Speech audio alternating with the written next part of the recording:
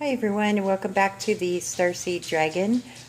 We are going through we are reviewing the Wild Unknown Archetypes deck and guidebook by Kim Krans, and we're on the tools section. So let's get started. Get my glasses. Okay. The flame, the fire, the spark, the glimmer. In Sanskrit, the word for fire is Agni. The ancient yogis saw this flame at the center of the abdomen and believed it to be responsible for our vitality. When it is lit, we are connected to our purpose and sense that life is a sacred gift. It is said that those who cannot see the sacred around them have let their inner flame go out. Think of this card as a call to reignite that fire, to cup your hands gently around those things you've forgotten to protect, those things you've forgotten, and protect the flame, no matter how harshly the winds around you blow. It could be an inner archetype that begs you to light its wick. It is likely that the poet, the mystic, or the shaman could call to you within the language of the flame. When light, health, mental clarity, good digestion. When dark, excess heat and anger, complete darkness. Wow. Next card. The tear, the morning, the release, the rain. Tears of droplets of letting go. Once they begin to fall, we allow the swelling tide of emotion to run its elemental course. Often the tear is what is needed in order for a conversation or situation to break into the next level of intimacy and vulnerability. Some say that tears are so powerful in softening our egos that they open up a portal to the unseen world. Through our watery eyes, the ancestors catch a glimpse of us, and we are reminded of their eternal embrace. We sense our humanity, our humility, and we allow ourselves to be held. It is likely this card appears when there is grieving yet to do, a sinking down into disappointment or despair that, once acknowledged, will bring a shimmer of clarity to our dewy eyes. When light, melody, melancholy flowing through. When dark, drowning, drama, murkiness. Next card. The riddle. The puzzle, the question, the mystery. When the riddle is present, one must stop searching for the right answer. It cannot be found, and ultimately it is not important. Rather, there must be a shift from the literal to the metaphorical, from logic to mythic. You are thinking too small and literally about the situation. The riddle card appears when the energy is deep and mysterious, like the elusive wisdom in a Zen koan. Focusing harder won't do it. Neither will increased effort. Time, surrender, and humor are your only allies. What feels like the most pressing dilemma won't reveal its deeper wisdom for a long time. Eventually, you'll learn a profound lesson from the riddle. For now, get comfortable with the limitations of your intellect and the reality of not knowing. It may in fact be the only reality there is. When light, a great awakening or aha moment. When dark, manipulation, deceit, trickery. Next up, the vow. The promise, the oath, the contract. When the vow is spoken, the air shifts. Karmic ties are formed and destiny tilts on its axis. Our worlds and intentions have immense power. Our words and intentions have immense power. There is a reason the great mythic stories of our past often include the recitation of oaths and the mixing of drops of blood as a mark of union. The tricky part is that reciting the vow, no matter how casually, activates the eternal and unseen forces of the world. The ancestors bear witness. The laws of nature respond. These promises cannot be unsaid or forgotten. So breaking them can leave lingering complexities and loose ends. This card calls us to acknowledge the vow we are living by, consciously or unconsciously, and either recommit to it or create a ritual that signifies its closure. You've been underestimating the power of your promises. When light, bearing witness to the shift towards destiny. When dark, unconscious vows, unkept promises, messy karma. Next up, the vision. The dream, the imagined, the revealed. It is said that we are each born with a unique vision, a destiny towards which we are aimed. It is also said that we forget this vision the moment we are born. Thus, we are sent on a lifelong journey of rediscovery. Such is the elusive nature of the vision. It slips away, yet it guides. It appears in strange dreams and surreal images, seemingly unattainable and preposterous.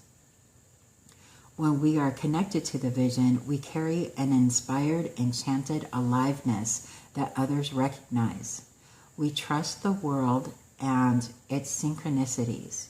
We walk through new doors into wondrous opportunities. We all want to be near those with vision.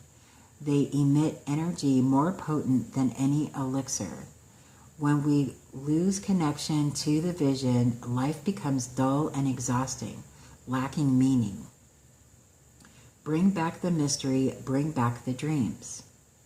When light, potent imagination, synchronicity, and trust. When dark, disconnected from art and dreams, listless, aimless. Next card, the gem. The diamond, the gold, the inner treasure. There are infinite names for the gem. It is also known as the jewel, the star, the talent, the gift, the gold. One thing for certain is that it is found deep within a substance that is very much unlike it. For example, a diamond in the rough. The gem always stands in contrast to its surroundings. You can't find it when you are among comforts and pleasantries. Precious stones develop slowly deep in the earth, amid pressure and darkness. Discovering the gem requires a descent beneath the surface, where there is no definitive map.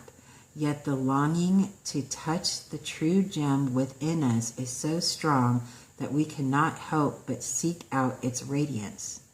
Your gem, like your destiny, is unlike any other in the entire world. Keep digging. When light, unique, shining, generative, irreplaceable. When dark, envy, greed, and grasping. Next up,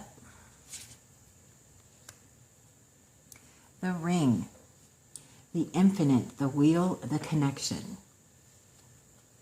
The ring is an image of connectedness.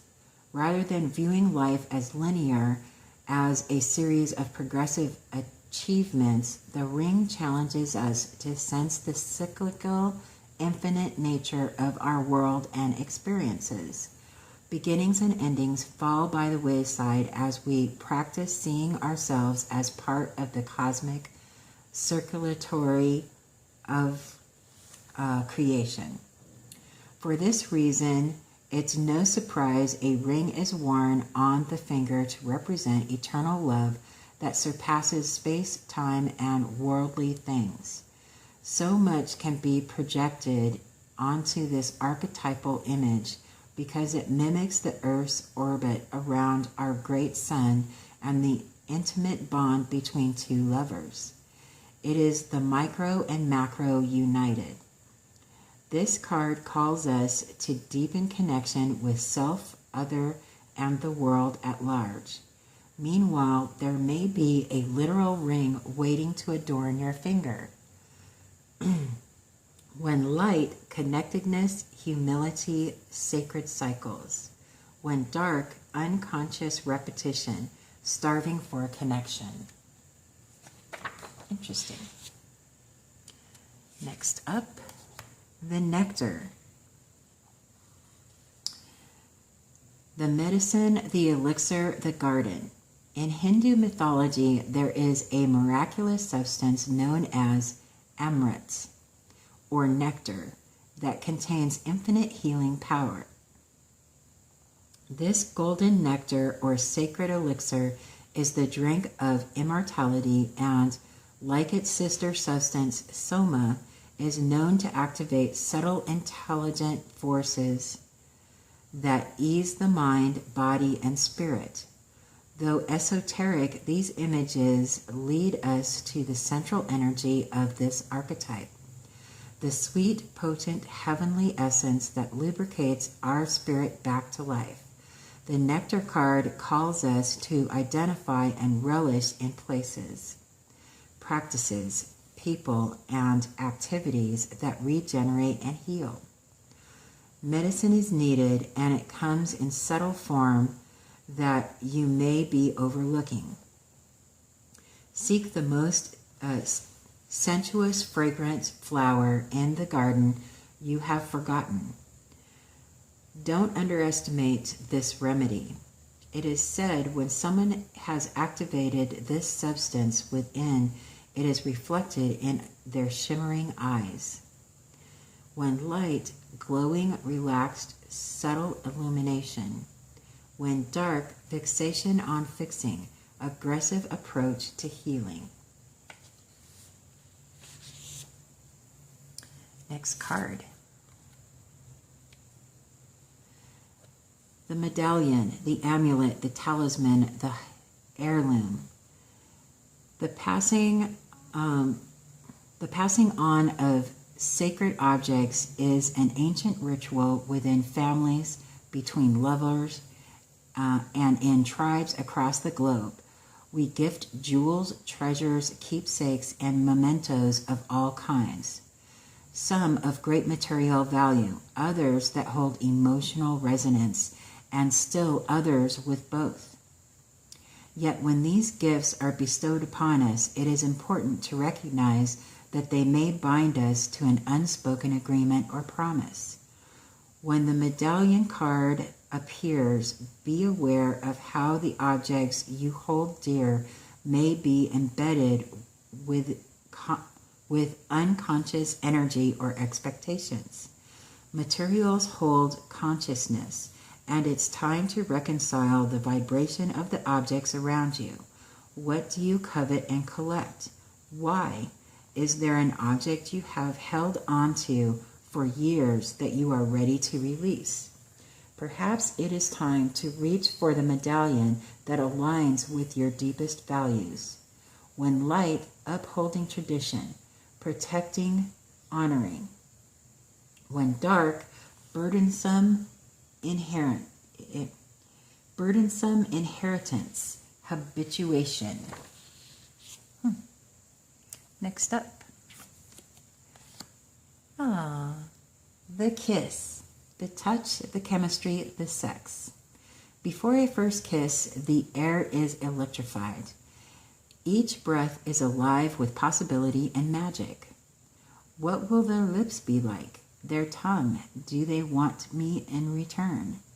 The archetypal energy of the kiss is a heightened sensation of merging with other, of letting in what was moments ago separate. Two become one. It is risky but beautiful business. These moments forever change us as we move past the solitary self towards union and acceptance. This card suggests true intimacy is around the corner, which requires bravery and surrender. When the kiss takes a non-human form, it may be experienced as touching the sacred, hearing a whisper, or being graced by a divine being. You will recognize the presence of the kiss by cold chills and an awakening of the heart. When light, sensual expressiveness, merging, inviting. When dark, neediness, pressure, dominance, disrespect.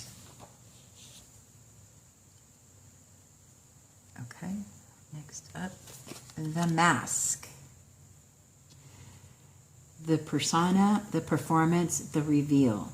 We often think of a mask as something that conceals our identity, yet contemplate the possibility that the mask permits our true identity to be revealed.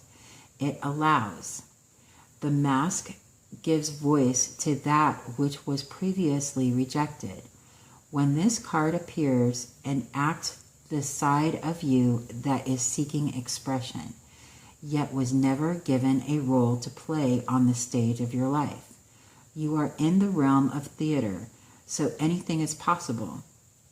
Speak with the other's voice, embody the other's limbs. You are taking part in the ritual of expanding the self. There may be mischief and deception around, and others may be trying on new masks too. No one is sure who is who. It's likely you've become so attached to a single mask that you need to fall face forward into this perception-bending time. Trust it. When light reveals what has been suppressed, when dark further conceals what is rejected. Okay. Next up is the sword. The knife, the blade, the weapon. To use the sword is to decide. The blade separates one reality from another. The choice is made and all else falls away. If you find the sword in your grasp, you can no longer hesitate. This weapon requires a clear and decisive mind and a willingness to act. An onlooker may think the sword bearer is hasty and violent, but the most compassionate and responsible gesture is one that is honest, swift, and accurate. Our first encounter with the sword is at birth, when the cord we share with the mother is cut. This moment defines our separation from her and begins our journey of becoming ourself. We must make these cuts again and again if we are to grow. Decisions shape our life, and the sword is an infamous shaper of destiny. When light, cutting through to what is essential. When dark, hasty backstabbing, a dull and painful blade. Okay, next up. The venom. The poison, the curse, the toxin. Much to our dismay, the venom is always lurking in the shadows in one form or another. Its toxic presence may be found in our relationships, thoughts, speech, or environment. Thankfully, the cycle of purification and detoxification comes so naturally that it is built into our every exhale. We breathe out carbon dioxide and the plants return it to us as oxygen. Archetypal venom is rarely remedied as easily. However, and it can come in potent forms and quantities that are deeply damaging to us and to the world. When the Venom card appears, there is a harmful substance in your psychic realm that must be identified. Perhaps your words have a sting of poison about them. Perhaps a relationship is slowly draining your reserves. Acknowledgement is the first step. Change is the second. The remedy will reveal itself in time, and with it, forgiveness. When light, self-realization through suffering. When dark, unwillingness to find a solution or forgive. Next up, the offering, the gift, the present, the sacrifice. Unlike many of the other cards in the deck, the offering carries a clear-as-day message and a call to action. As you may have guessed, it is time for something to be given and given up for the sake of the bigger picture. If nothing comes to mind immediately, though it's likely it will, take time in meditation to consider what must be offered and who is to receive it. It's likely you'll feel attachment and hesitancy. You'll make excuses, but recognize the link between the word sacrifice and the word sacred. One leads to the other. When we offer up something to the greater good, we lighten our load and become more able to serve. Imagine for a moment if you were to offer your whole self unconditionally to the world. For now, start small. When light, generosity, donation, volunteering. When dark, giving with expectations, keeping track. Okay. Next card, the prayer. The worship, the reverence, the homage. What is prayer? When are we in a state of prayer? When are we in a state of prayer and when are we not? To whom or what do we pray?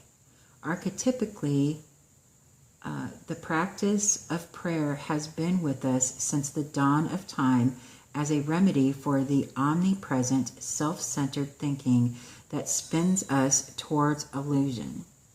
Prayer leads us beyond our ego as we move from our little story to the big one. Some say we are in a state of prayer anytime we are not the center of our own thoughts. Others say prayer is a natural result of gratitude. Perhaps it is simply surrender or service. Whatever prayer is for you, this card reminds us of its importance. Get quiet, low, humble, and soft. Bow and touch the ground as your heart lifts to the sky. Though it may be uncomfortable, it is time. Nothing else will do. When light, offering to be of service, asking for guidance. When dark, expecting results, self-aggrandizement. Next up, the seed. Wow. This card can make me dizzy. The beginning, the origin, the pearl. Beginnings come in many forms. They are not always a beautiful seed placed intentionally in nourishing soil.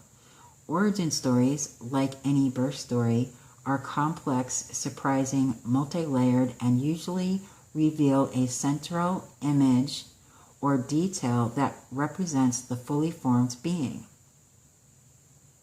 Simply stated, the end is present in the beginning, or the entire oak tree resides within the acorn. Whether you follow this imaginal theory or not, know that when this card appears, there is potent generative energy all around. It stirs your very insides and usually results in an antsy, impatient feeling. Pay particular attention to what agitates you, as it is a sure sign of growth to come. You are bumping up against a growth edge. It is from the grit that the pearl eventually comes to be. When light, generative, fertile, germinating, building. When dark, festering, stewing, dormant. Okay. Next up, the stone. As an archetypal object, the stone holds psychic and literal weight.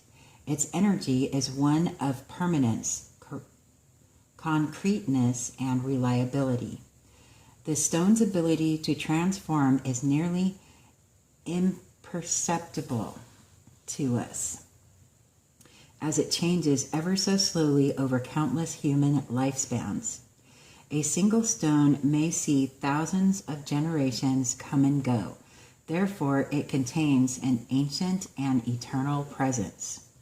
The stone is best used to anchor our wild side, so no matter how far we roam, we can always find our way back. The stone tethers us to earth, helping to ground and connect us to stillness, quiet, and peace. When this card appears, it is likely the stone is a remedy for what ails us. Humble and easily unnoticed, the power of the stone balances the frenzy of our world. When light, steadfast, loyal, committed, present. When dark, weighted down, holding back, cold. Okay. Next card, the mirror. The reflection, the illusion, the looking glass. We look into mirrors every day without recognizing them as portals to another realm. They can shatter, flatter, distort, reflect, and project an image back to us that we deem to be true. The energy of the mirror is all about self-perception. When the archetype of the mirror appears, we are in the mythic land of Narcissus, who saw himself reflected in a pool and fell in love with his own image. So compelled by his reflection, he could not turn away, a fixation that eventually led to his death. Recognize the power and danger of the mirror. It is a construct, one that may drive a shard between you and your true self. The mirror contains trickster energy. Put the phone down, stop with the comparisons, and let the mirror stand empty for a while. Rest with the one inside. When light, witnessing the deeper self, pure awareness. When dark, narcissism, comparison, harsh edges.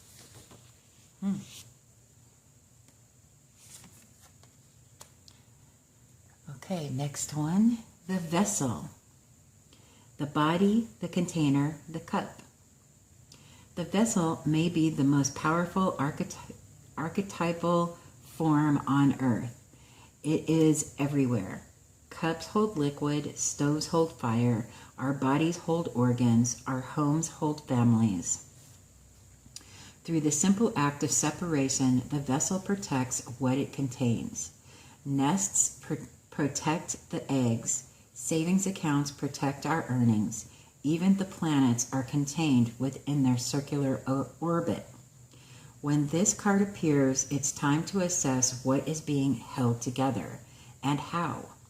Is the vessel too tight, too loose, broken, empty, full, or perhaps there is no vessel at all, and the contents spill in every direction? It is natural for structures to be formed and eventually fall apart. The vessel has a life cycle that must be honored. It Is it time for you to build, break, or repair? You must find out. When light, stable, strong, graceful. When dark, trapped, being in a bowl. Okay. Next card. And let's see. This is our last card in the tools section. The thread, the path, the vein, the circuit. Life is a tangle. So much happens simultaneously and circuitously, leaving us grappling for meaning and direction in a network of distractions. When we connect to the energy of the thread, however, we strike the deepest vein in the body. Our whole being responds to its tug. Meaning is pumped through our bloodstream. Our mind and spirits are lifted. We remember who we are and what we came into this world to do. Though this happens on the most profound level, it could be the simplest incident that activates the thread. A song, an image, a conversation heard in passing. No matter how confusing and multi-layered our modern lives become, if we are connected to the thread, we are free. Being tethered to it is the only anchor our heart requires. When light, the circuit of meaning within chaos. When dark, binding, frustrating, taut. And that is the last card in the tools section. We will go on to the next video going over the initiations section. And I believe that is going to, yep, that's our last section. So I will see you in the next video. If you are liking this deck and want to purchase one for yourself, there is an affiliate link in the description box below. Other than that, I will see you in the next video. Bye.